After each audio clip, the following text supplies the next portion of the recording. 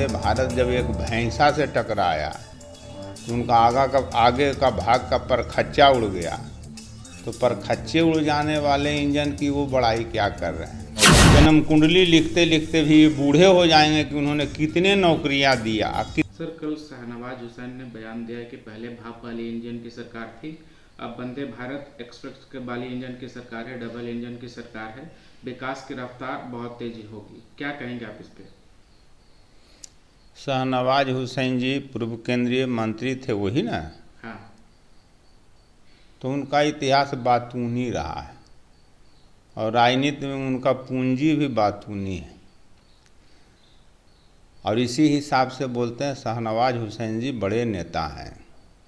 भाप इंजन कब समाप्त हो गया और भाप इंजन की बात कब कर रहे हैं, हमें समझ में नहीं आता। इस चीज़ का भी उन्हें जानकारी रखना चाहिए।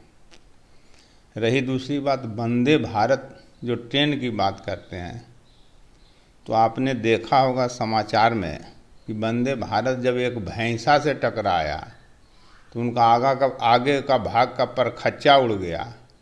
तो परखच्चे उड़ जाने वाले इंजन की वो बड़ाई क्या कर रहे हैं।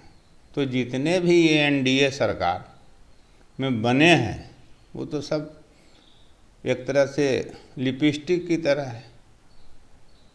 बिहार का विशेष राज्य के दर्जे की जदयू मांग कर रही थी, लेकिन अब चूक हो गया है। इस पे आप लोग का क्या स्टैंड है? तो बड़ा गंभीर सवाल है। अगर वो कहते हैं कि हम केंद्र में हमारी सरकार के साथ नीतीश जी का साथ हुआ है और यहाँ का मांग है बिहार की जनता का, इस पर उनकी चिप्पी तो बहुत बड़ा संशय पैदा करता है कि कल के तारीख में क्या अनहोनी हो जाए राजनीति में। सम्राट चौधरी सर कह रहे थे कि मुख्यमंत्री बने तो चारा खा गए और रेल मंत्री बने तो सरकारी नौकरी खा गए। क्या कहेंगे इस पे? शकुनी चौधरी जी को पता ही नहीं है। मैं उनका इतिहास बता दूं कि लगभग दलों में ये अब इनके पिताजी चक्कर लगा चुके हैं, चाहे वो कांग्रेस हो, मांझी हो, उसके बाद में नीतीश जी, अनगिनत दलों का चक्कर लगाने वाले। कोई ईमानदारी से क्या बात कर पाएगा, वो तो बेकार वाली बात करते हैं। और लालू जी के समय में अगर नौकरी का मूल्यांकन रेलवे में निकाला जाए तो शायद इनकी जन्म कुंडली लिखते लिखते भी ये बूढ़े हो जाएंगे कि उन्होंने कितने नौकरियां दिया, कितने लोग लाभान्वित हुए। उसमें कोई भी ईमानदारी पूर्वक नौकरी दिलाने का काम किया गया था। सम्राट चौधरी सर बोल रहे हैं कि अब एक एक फाइल खोलेंगे, सारा घोटाला सामने आएगा राजद का। तो उनको देरी कौन कर रहा है?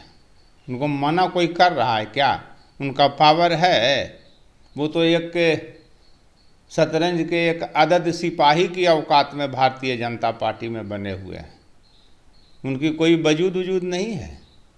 आकर के भले वो लोगों को कह दें, अपने समाजों को कह दें, माथा में मुरेठा जो बांधे हैं कि हम नीतीश जी के हटा करके ही दम लेंगे तब मेरा मुरेठा खुलेगा।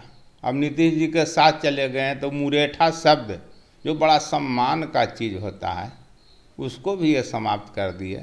इनको पते नहीं है, उनको क्या कहा जा सकता है।